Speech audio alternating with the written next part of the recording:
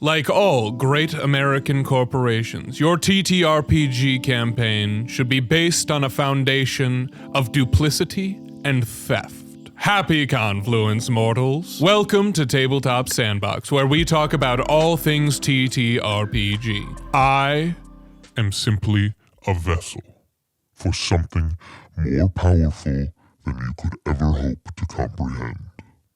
Also known as Harrison Tarr. You've probably heard this before, but one of the best pieces of advice for new and experienced game masters is to steal everything from the media that you love. Steal copiously. Steal plot arcs to use as quests. Steal character quirks and motivation. Steal NPC personalities. Steal villains' motivation. Steal magic items. Even entire locations.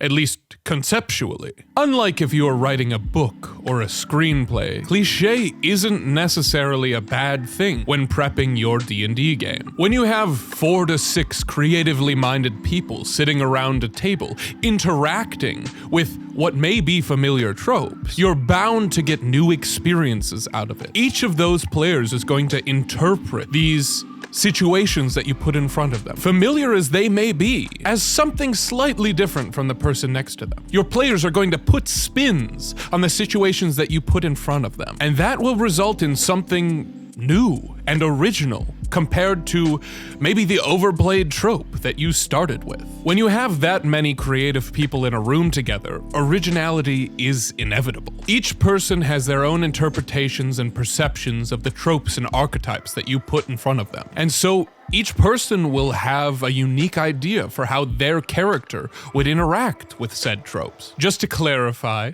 and to make sure that this title isn't entirely clickbait, true originality is a myth. Everything new is derived from the things that came before. Something Jacques Derrida called différance, which is basically a very pretentious way of saying there's nothing new under the sun. Derivative normally has a negative connotation, but being derivative is actually a major tool in a game master's toolbox. Players wouldn't want to watch another movie that's almost exactly like Lord of the Rings, but to be characters in their own story that is a version of Lord of the Rings, that is just as epic, dramatic, and fantastical? What self-respecting geek wouldn't want that? Using familiar tropes and cliches in your TTRPG game, tabletop role-playing game, is different because the players have agency in the story. If you're not sure what that means, or you don't think the players in your game have agency, then you should check out this video.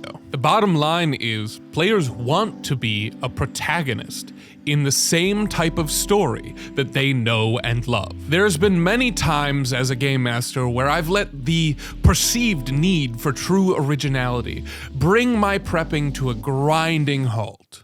No longer. Now, when I prep, I take 1 or 2 unique ideas that excite me, and I fill in the rest with literally the most obvious tropes I can think of. When it comes to the plot of your adventure, players will feel very clever noticing the few differences in this story from all the stories that they know and love. You just don't need to reinvent the wheel on this one. Everybody's here to play the type of game they know to expect. Your players come not to be wowed by your amazing storytelling skills, but to play in a story that they already know they're going to love. I used to feel the need to create dozens of stat blocks for enemies and NPCs from scratch. And now even the most unique monsters in my game are merely altered stat blocks that already exist. Now, I wouldn't advise that you turn your campaign into a scene-by-scene recreation of Lord of the Rings. That actually would be too derivative. Plus, a big part of being a game master is having the freedom to have fun by creating new things, of making the world or even the pre-prepped adventure your own. My advice is to find a healthy balance between stealing from the stories you love and creating new things that excite you. A good way to do this is steal wide, invent specific. Steal wide, invent specific. What I mean by this is that you shouldn't steal every aspect about the things that you love. Instead, take a look at the pieces of media that you love and try to break down exactly why it is that you love them. Look at the broad strokes. Why do you love heists? Why do you love mysteries? This can be as wide as genre or as specific as a single plot line. Take the base components of these pieces of media that you really enjoy and apply those to your game. Don't steal the specific twists that your players might already know if they read that book. This idea comes almost word for word from Brandon Sanderson in one of his university lectures about writing novels. An example of how I steal wide and invent specific is a regional adventure setting I recently came up with. In this valley called the Long Sweep of Shadow, I have a conflict between werewolves and vampires. Sound familiar? I even named the vampire queen Celine. Having a familiar reference can help players visualize the characters and setting when words fail. A sparse few can produce such a prolific and labyrinthine example of colloquial vernacular, like myself. Brandon Sanderson. Brandon Sanderson. Brandon Sanderson. And yes, if you're wondering, I am an English major. Now, a way that you can apply this video to your game next week is to practice that idea of interrogating the things you love and discovering why exactly it is you love them. Take a piece of media that you've been fixated on and break down the things about it that make you love it. Is it the characters? Is it the setting? Is it the way it's written or plotted? And how can you take those facets and apply them to your game in a way that isn't stealing every single detail? And just because you're taking some things doesn't mean you have to steal everything. Cherry pick only your most favorite bits and jam-pack them into your game.